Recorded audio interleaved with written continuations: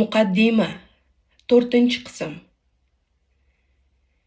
Ibn Abdurrabbihiyning Iqdul Farid nomli asarining shoirlarga bag'ishlangan qismida naql etilgan Horun Rashid bobosining amakisi Dovud ibn Ali bilan barmakiylar falokati haqida qilgan muzokarasiga e'tibor bersangiz, Asmaiyning Rashid va Fazl ibn Yahyoga oid kechki suhbatlarida aytganlarini o'qisangiz, bularni faqat hasad hamda hukmdor va uning qo'l ostidagilarni nazorat qilishga harakati o'ldirganligini anglaysiz.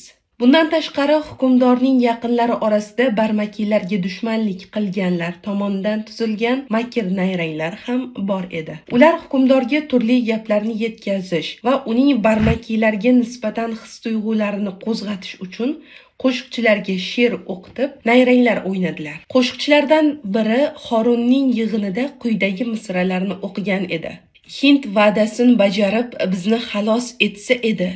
Hech bo'lmasa biror ishni yakka o'zi qilsa edi. Ojiz odam hargiz o'zi biror ishni qilmayotir. Yolg'iz o'zi ish qilmagach, ojizlikdan chiqmayotir. Horun Rashid bu she'rlarni eshitganda, albatta qasamki, men aynan shunday ojiz odamman dedi. Shunday va shunga o'xshash uslublar orqali oxir oqibat barmakiylarga qarshi dushmanlar Horun Rashidning ichki rashkini qo'zg'atishga va uning dahshatli intiqomini amalga oshirishga muvaffaq bo'ldilar. Bizni insonlar shunday ezishidan va baxtsizliklar kelishidan panoh so'raymiz. Horun Rashidning yig'inlarda may ichishi, ikki yaqin maslahatchisi bilan birga mast bo'lishi haqidagi jo'shqin so'zlar bilan hikoya qilingan avvalgi holatga kelsak, biz unda biror yomonlik ko'rmaganmiz deymiz. Bu ish qayda-yu, Horunning holati qayda? Horun Rashid hukmdorlar zimmasiga yuklatilgan axloq va adolat talablarini mas'uliyat bilan ado etardi. U ulamolar va avliyolar bilan birga bo'lar, xususan Fuzayl ibn Iyos, Ibn Sammok va Umariylar bilan gaplashib turardi. Uning Sufyon Savriy bilan yozishmalari bor edi. Ularning va'zlarini eshitganda yig'lardi. Makkada Ka'bani tavof qilganida qilgan duosi ham esimizda. Ibodat borasida o'ta xushyor va muhofazakor edi. Bunday insonga aytilganlar hech yarasharmidi? Horun Rashid bilim va soddadillikda ham yuksak martaba egasi edi. Chunki shunday sifatlarga ega ajdodlari bilan yaqin davrda yashagandi. U bilan bobosi Abu Ja'far Mansur o'rtasidagi vaqt uzoq emasdi. U yosh yigit bo'lganida Abu Ja'fardan ajrab qoldi. Abu Ja'far hukmdor bo'lishidan avval ham katta bilim va yuksak ma'naviy mavqei bilan mashhur edi. U Molik ibn Anasga Muvatto nomli kitob yozishni tavsiya qilganida unga shunday degan edi: Ey Abu Abdulloh, yer yuzida sendan va mendan bilimdonroq odam qolmadi. Meni hukumat ishlari band qildi. Sen esa bir kitob yozki, insonlar bu kitobdan foyda olishsin. Bu kitobni yozayotganingda Abdulloh ibn Abbosning ruxsatlaridan ham, Abdulloh ibn Umarning qattiqliklaridan ham saqlan. Asaringni insonlarning holatiga mos ravishda tayyorla. Molik ibn Anas bu haqida qasamki, Abu Ja'far o'sha kuni menga kitob yozish usulini o'rgatgan edi degandi. Abu Ja'farning o'g'li va Horun Rashidning otasi bo'lgan Mahdi esa otasining davlat mablag'idan o'z oilasi uchun yangi kiyimlar sotib olishni tejamkorlik va taqvoga ters deb bilganiga guvoh bo'lgandi. Bir kuni Mahdi otasining huzuriga kelganda uning tikuvchilar bilan birga o'z oilasining eski kiyimlarini yamayotganini ko'rgandi. Mahdi bundan xursand bo'lmay, ey amir, bu yil oilamizning kiyimlari uchun xarajatni o'z mablag'imdan qoplayman. Bularni menga berilgan va ato etilgan ehsonlar evaziga qarshilayman dedi. Abu Ja'far bunga javoban ular seniki bo'lsin degan edi. Shu tariqa Mahdi o'z otasini bu ishdan qaytara olmagandi. Abu Ja'far xalqning mablag'ini erkin tasarruf etishni o'ziga loyiq ko'rmasdi. Horun Rashid shunday hukmdorlar va ajdodlarga yaqin zamonda bo'lgan holda ana shunga mos tarbiya olgan, oilasidagi shunga o'xshash xatti-harakatlar unga o'z tabiatidek singib ketgandi. Bunday odamga mayxo'rlik qilgan yoki ochiq-oydin may ichgan deb aytish o'rinli emas. Ma'lumki, islomdan avvalgi davrda arab aslzodalari ham may ichishni yomon ko'rganliklari ma'lumdir. Ularning bog'larida uzum yetishtirish odatiy hol emasdi. Ularning aksariyati may ichishni nomaqbul deb bilar edi. Horun Rashid va uning ajdodlari ikki dunyo ishlarida har qanday nomaqbul narsadan qochishni, barcha maqtovli komil sifatlarni va arablarga xos bo'lgan iffatni o'zlarining tabiatlariga aylantirgan edilar. Buni tushunish uchun Tabariy va Mas'udiyning hukmdor Horun Rashidning tabibi Jibril ibn Baxtayshu bilan bo'lgan munosabatlari haqida aytgan gaplariga e'tibor bering. Bir kuni Horun Rashidning dasturxoniga baliq keltirilganda, tabib Horun Rashidning bu baliqni yeyishiga monelik qildi. Tabib oshpazga baliqni o'z uyiga olib ketishini buyurdi. Faqat Horun buni sezib shubhalandi va xizmatchisiga baliqni tabibning uyiga olib borgandan keyin tabib uni yeydimi yoki yo'q kuzatishni buyurdi. Tabibning baliqni iste'mol qilgani oshkor bo'ldi. Jibril o'zini oqlash uchun baliqni 3 bo'lakka ajratib, alohida idishlarga qo'ydi. Birinchi idishdagi baliqni holva, piyoz, lazzat beruvchi ziravorlar, ishtaha ochuvchi sabzavotlar bilan ishlangan go'sht bilan aralashtirdi. Ikkinchi idishdagi baliqning ustiga muzdek suv quydi. Uchinchisiga esa may quydi. So'ng shunday dedi: "Mana bu amirning taomidir", deya birinchi va ikkinchi idishdagi baliqni ko'rsatdi. Agar biror narsaga aralashtirib yegan bo'lsa, birinchi idishdagidek aralashtirmasdan yegan bo'lsa, ikkinchisidan bo'ladi, dedi. Uchinchisi haqida esa bu esa Jibril ibn Baxtayshuning taomidir, dedi va baliqlarni oshpaziga topshirdi. Horun uyg'ongandan so'ng tanbeh berish maqsadida tabibni huzuriga chaqirtirdi va u taom idishlarini keltirdi. Horun ustiga may quyilgan idishdagi baliqning parchalanib, aralashib, suyuq holatga kelib qolganini, qolgan ikkita taom esa buzilib, hidi o'zgarganini ko'rdi. Shu tariqa Jibril ibn Baxtayshu baliqni nega yedirmaganini tushuntirib, uzr so'radi. Bu hodisa orqali hukmdor Horun Rashidning may iste'mol qilishdan ehtiyot bo'lgani yaqin odamlari uchun ham ma'lum ekani ochiqlandi. Horun Rashidning ichishga mukkasidan ketgan shoir Abu Nuvasni toki u tavba qilmas va o'z yo'lidan voz kechmas ekan, qamashga buyruq bergani ma'lum va mashhurdir. Horun Rashid iroqlik huquqshunoslarning ruxsatlariga binoan xurmodan tayyorlangan nabizni ichardi. Lekin uni sof may ichgan deb ayblashga asos yo'q. Bunday noxolis xabarlarga ko'r-ko'rona ishonish uchun biror sabab ham yo'q. U xalqining nazdida eng katta yomonliklardan biri deb hisoblangan ishni qiladigan inson emasdi. Ular jaydari ko'chmanchilik odatlari va ma'naviy poklik holatini saqlab qolganlari tufayli kiyim-kechak, zeb-ziynat yoki oziq-ovqat masalalarida hashamdorlik va isrofgarchilikka mubtalo bo'lmagan edilar. Vaziyat shunday ekan, ular foydali narsalar qolib, zararli narsalarni, yaxshi ishlar qolib, yomon deb bilingan ishlarni qilishlari mumkinmi? Tabariy, Mas'udiy va boshqa tarixchilar ilk Umaviy va Abbosiy hukmdorlar faqatgina biroz kumush bilan ziynatlangan belbog', qilich, jilov va egarlar bilan omma oldiga chiqqanlarini tasdiqlaydilar.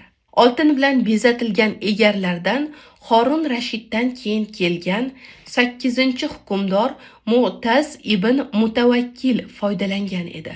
Ularning kiygan liboslar bilan bog'liq holatlari ham shunday edi. Shunday ekan, ilk hukmdorlar ichgan ichimliklari qanday bo'lgan deb o'ylaysiz? Davlatning tabiati o'z tarixining avvalida ko'chmanchilik va soflik hayotidan iborat bo'lganini tushunganingizdan so'ng bu yanada yaqqolroq ko'rinadi. Biz nasib bo'lsa bu masalani birinchi kitobda sharhlab o'tamiz. Bizni to'g'ri yo'lga yo'llasin.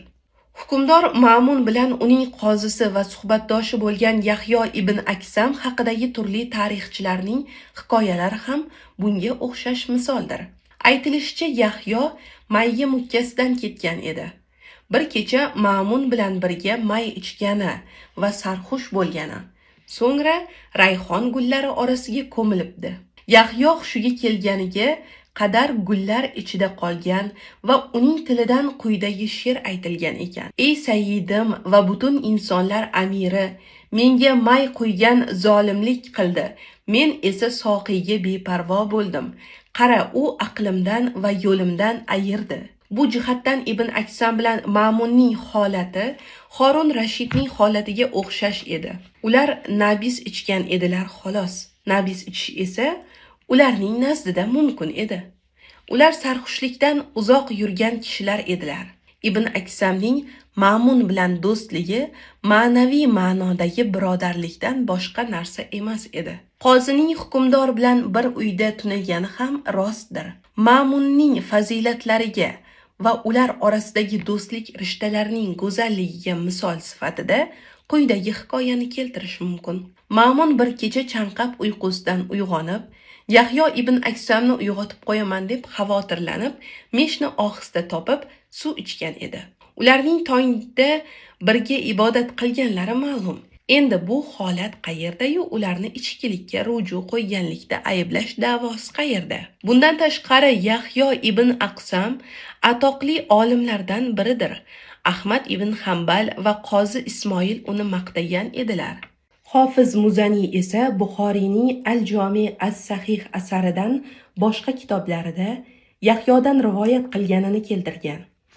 Shuning uchun Yahyoni badnom qilish ushbu zotlarning hammasini yomonlash bilan barobardir. Uyatini yo'qotgan ayrim kishilar uni yosh yigitlarga moyillikda ayblaganliklari ulkan tuhmat va ulamolarga bo'xton qilishdir. Bularning barchasi masalchilarning to'qima xabarlariga suyanib aytilgan gaplardir. Aslida bu xabarlar dushmanlarning bo'xtonidir. Chunki bunday komil inson hukmdor bilan do'stligi tufayli hasad qilinar edi. Uning ilm va ma'naviyatidagi darajasi uni ayblovlardan poklaydi. Ahmad ibn Hambalning huzurida unga qilingan tuhmat tilga olinganida u bu gaplarni kim aytyapti degan va bu tuhmatlarni keskin rad etgan edi. Qozi Ismoil ham uni maqtaganida unga ham Yahyo haqida aytilgan gaplar aytildi. Shunda u bog'iy va hasadgo'ylarning yolg'on so'zlari bilan uning adolati yo'q bo'lib ketarmidi? Yahyo ibn Aksam yigitlar masalasida unga nisbatan qilingan tuhmatlar borasida eng pokiza inson deb bilaman. Men uning sirlaridan voqif odam edim. Uning qalbi yomon ishlardan juda qattiq qo'rqadigan inson deb bilaman. Unda biroz hazilkashlik bo'lgan, biroq u xushro'y edi. Odamlarning u haqida shunday so'z qotishiga sabab shu edi, degan edi. Ibn Hibbon esa Yahyo ibn Aksamni ishonarli shaxslar qatorida sanab, u haqida aytilgan gaplarga e'tibor berma. Bu gaplarning ko'pi unga oidligi rost emas degandi. Yuqoridagi misollarga o'xshash hikoyalardan yana biri Iqdul Farid asari muallifi Ibn Abdurabbihning Zambil qissasidir. Unda hukmdor Ma'munning Hasan ibn Sahlga kuyov bo'lib, uning qizi Buranga uylanishining sababi tushuntirilgan. Bir kuni kechasi Ma'mun Bag'dod ko'chalari bo'ylab sayr qilayotib, uylarning birining tomidan ipak va atlasdan to'qilgan arqonlar bilan pastga tushirilayotgan bir zambil savatga duch kelib qoladi. U zambilga o'tirib ipni tortarkan, zambil ko'tarilib, uni ajoyib hashamatga to'la, ko'zlarni qamashtiradigan, aqllarni hayratga soladigan bir xonaga olib chiqadi. Pardalar ortidan yorqin chiroy va maftunkor husnga ega bir ayol chiqadi va Ma'munni qarshi oladi. Salomlashgach, butun kecha davomida u bilan may ichib suhbatlashadi. Ertalab esa u o'z qarorgohiga qaytadi. Qizga oshiq bo'lgani tufayli otasidan uning qo'lini so'rashga sovchi jo'natadi. Ma'munning hammaga ma'lum bo'lgan ilmiy va ma'naviy martabasi, ajdodlari, shuningdek millat ustunlari bo'lmish 4 roshid hukmdorlarning yo'liga taqlid qilishga intilishi, ulamolar bilan fikr almashishi va ibodatlar hamda qonun qoidalarda belgilangan chegaralardan xatlab o'tmasligi qayerda-yu, bu hikoya qayerda? Kechqurun sayr qilish, ko'chalarni kezib yurish va badaviy oshiqlari kabi kechki suhbatlarga berilib ketish kabi salbiy holatlar qanday qilib ma'munga mos keladi? Bu holatlar qayerda? Hasan ibn Sahlning qizining mavqei, sharafi va otasining uyidagi iffati va nomusi qayerda? Bunday hikoyalar ko'p. Tarixchilarning asarlarida bunday hikoyalar tez-tez uchraydi. Bunday turdagi voqealarni o'ylab topish va tarqatish odatda man etilgan narsalarga zavqlanish hamda iffatli ayollarning sha'nini bulg'ashga mukkasidan ketish ortidan hosil bo'ladi. Odamlar o'zlarining nafsiy zavqlarga ruju qo'yganliklarini oqlash uchun o'tmishda yashagan insonlarning xatti-harakatlaridan namuna olganliklarini vaj qilib keltiradilar. Shu sababli bunday ma'lumotlarning aksar shunday insonlarning tillarida doston bo'lganini va nashr etilgan asarlar sahifalaridan bunday narsalarni izlab topishga juda ishtiyoqmand ekanligini ko'ramiz. Bunday hikoyachilar o'sha zotlarning hammaga ma'lum bo'lgan, sha'nlariga loyiq komil sifatlaridan o'rnak olsalar, o'zlari uchun yaxshi bo'lar edi. Koshki buning foydalarini bilsalar edi. Men bir kun hukmdor farzandining qo'shiq kuylash va tor chalishga bo'lgan muhabbatini ko'rib, bu sizning sha'ningizga mos kelmaydi, martabangizga ham to'g'ri kelmaydi deb tanqid qilgandim. U menga hukmdor Mahdiyning o'g'li Ibrohimning o'z davrida bu san'atning yetakchisi va eng yaxshi san'atkor bo'lganini bilmaysizmi, dedi. Men darrov, undan emas, uning otasi yoki akalaridan o'rnak olmaysizmi? Bu san'at Ibrohimni hokimiyat lavozimlaridan chetlatganini bilmaysizmi, dedim. Shahzoda mening gapimni eshitmagandek yuz o'girib ketdi.